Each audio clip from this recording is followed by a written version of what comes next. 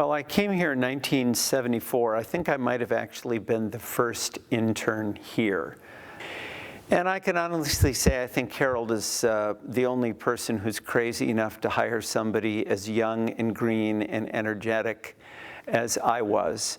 But it gave me an enormous opportunity to test my gifts, to land in a real church with real problems that had real possibility, and to give me concrete areas of responsibility that allowed me either to sink or swim.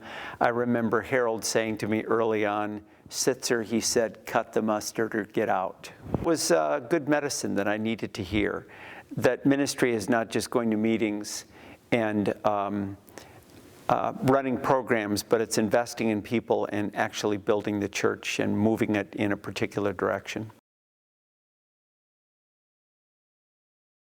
So I'm 65 years old, and I can honestly say that what happened to me in these 5 years at Emmanuel was really formative for the rest of my life.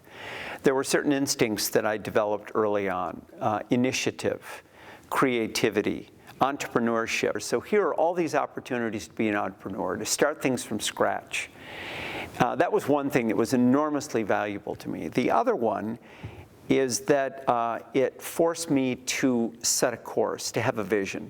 Not just to show up and run programs, but to think about what I was actually trying to accomplish.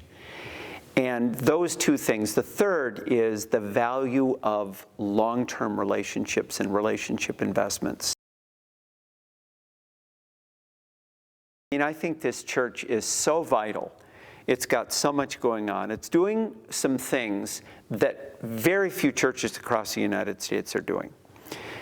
That is, most growing churches are in suburban areas. Paramount is not a suburban area, it's urban. It's highly diverse. This church is becoming diverse. It's reaching out to the local community instead of having people come from 40 miles away. It doesn't feel like it's a consumer culture at this church. There's life here.